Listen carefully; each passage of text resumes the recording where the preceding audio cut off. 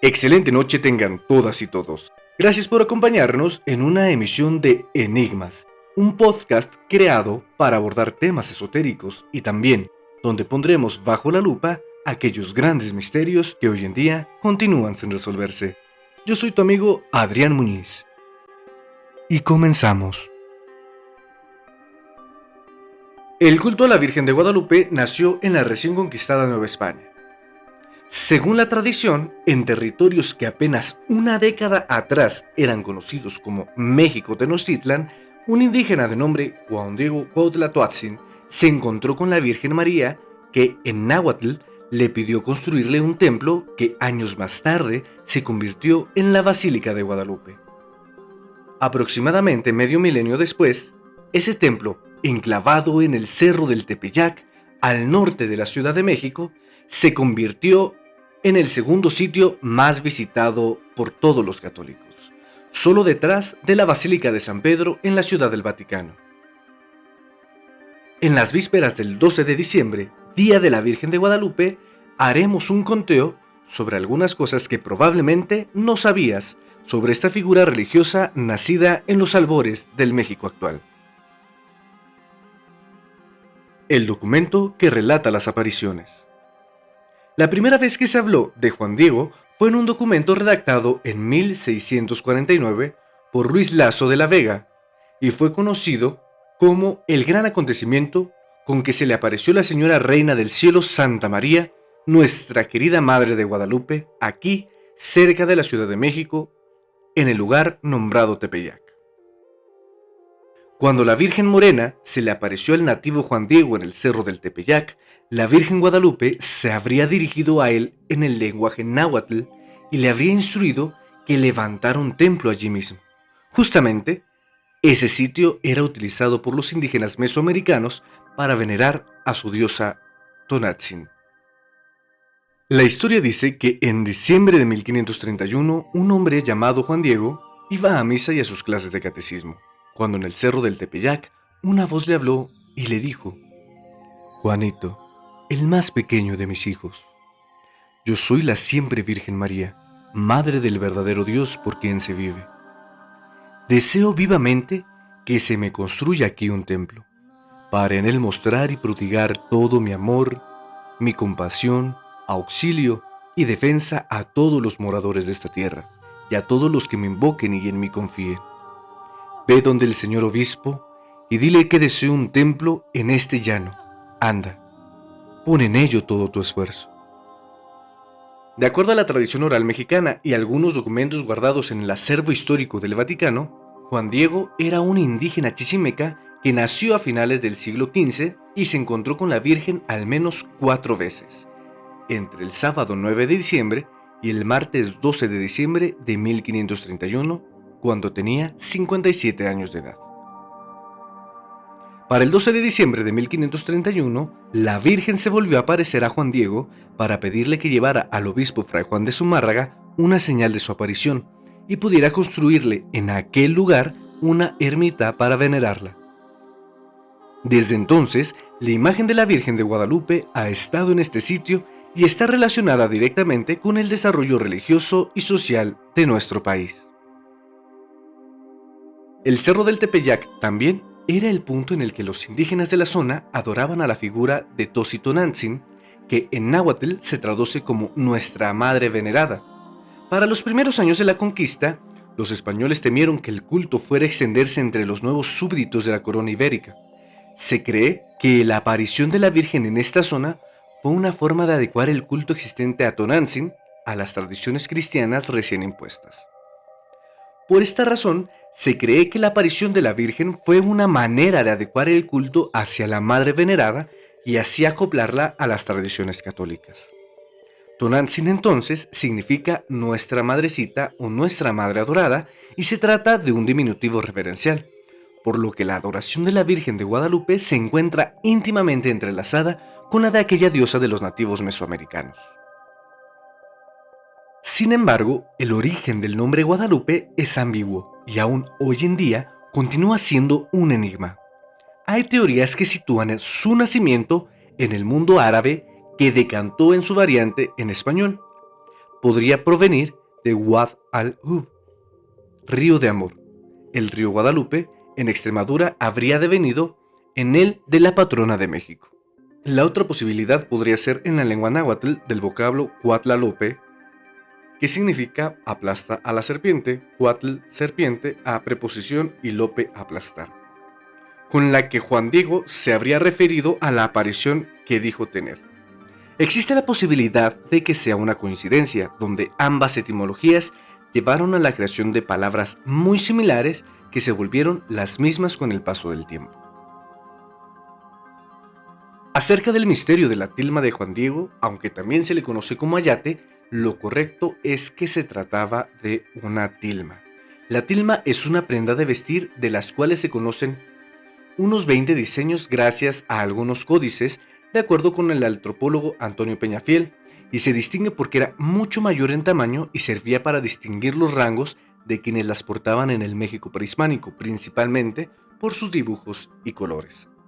El ayate, por su parte, que era una prenda de uso agrícola, servía a los campesinos para cosechar los frutos de la tierra y su largo no excedía 1 metro. La imagen de la Virgen de Guadalupe se quedó estampada en la tilma de San Juan Diego que llevaba en aquel invierno de 1531 para cubrirse del frío. Según se ve en los códices, las tilmas eran atadas sobre el cuello o sobre los hombros. El primer estudio de la tela se remonta al año 1666.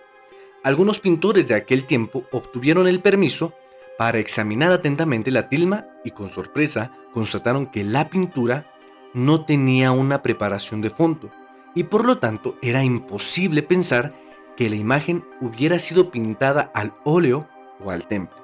Además, el agave del que está hecho la tilma es un material extremadamente deteriorable, expuesto sin ningún tipo de protección en un lugar donde el clima húmedo, rico en partículas de salitre, podría corroer incluso el hierro, ya se hubiera estropeado entonces en muy pocos años. En cambio, cuando se hicieron esas investigaciones ya habían pasado al menos 135 años y aquel agave estaba intacto. Esta observación se ha hecho en todas las otras investigaciones científicas sucesivas, quedando siempre sin respuesta. Ese agave es el único que existe en el mundo que después de casi 5 siglos aún está intacto. En 1946, el Instituto de Biología de la Universidad Nacional Autónoma de México comprobó que las fibras procedían de un agave, es decir, de un maguey. Me despido de esta primera parte acerca de los enigmas que encierran a la Virgen de Guadalupe, compartiéndote algunas curiosidades. Tiene cualidades que son imposibles de replicar humanamente.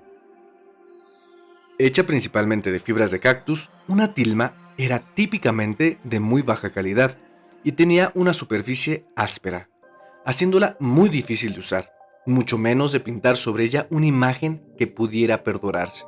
Sin embargo, la imagen aún se conserva intacta, y los científicos que la han estudiado insisten en que no se usó ninguna técnica previa para adecuar la superficie.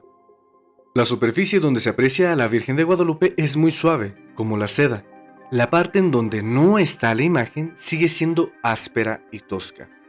Más todavía, los expertos en fotografía infrarroja que estudiaron la tilma a fines de la década de 1970 determinaron que no había trazos de pincel alguno, sino una imagen que fue plasmada completa en el mismo tiempo. Esto, junto con una calidad iridiscente de cambiar ligeramente de colores dependiendo el ángulo en que una persona la observa. Además, se determinó que la coloración de la imagen no tiene elementos animales o minerales. Los colorantes sintéticos, recordemos, no existían en 1531. Los escépticos dicen que solo es una pintura, pero la ciencia ha demostrado lo contrario. Una de las primeras cosas que dicen los escépticos es que de alguna forma la imagen tiene que ser una falsificación o un fraude. Pero mientras con el paso del tiempo la original mantiene sus colores, las réplicas han comenzado a deteriorarse. Miguel Cabrera, artista del siglo XVIII que hizo 3 de las copias más conocidas para el arzobispo, para el papa y otra para futuras réplicas, escribió una vez sobre la dificultad de recrear la imagen incluso sobre las mejores superficies.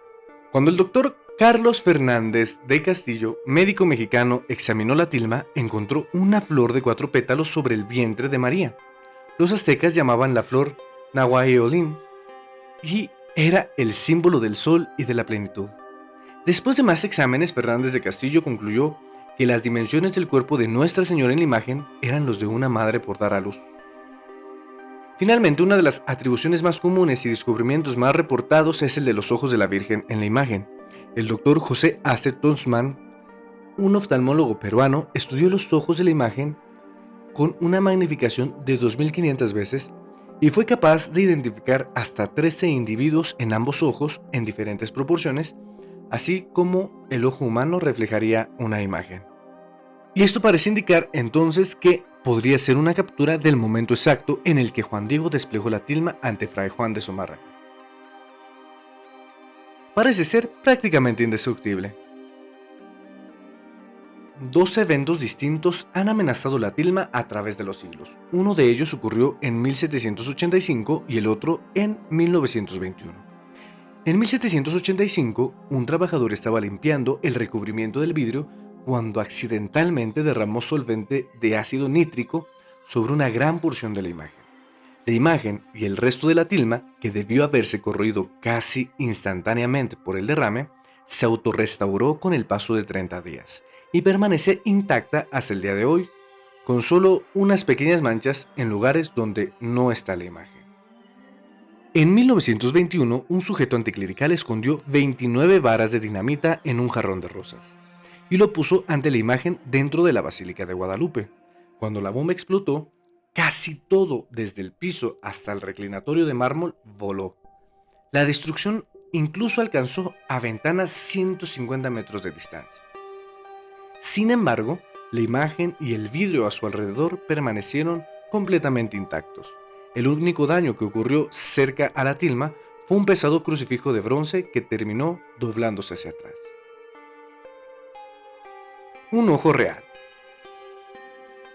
El doctor Enrique Graue, oftalmólogo mexicano reconocido internacionalmente, dijo hace varios años atrás que cuando examinó con el oftalmoscopio los ojos de la Virgen de Guadalupe vio algo increíble. Y cito sus palabras: exploré los ojos con oftalmoscopio de alta potencia y pude ver en ellos la profundidad de un ojo como si estuviera viendo un ojo vivo. Juan Diego, el primer santo indígena. El 31 de julio de 2002, Juan Diego fue canonizado como el primer santo indígena del suelo americano, elegido por la Virgen para dar su mensaje. La iglesia lo celebra cada 9 de diciembre. ¿Sabías que existe una Virgen de Guadalupe para débiles visuales?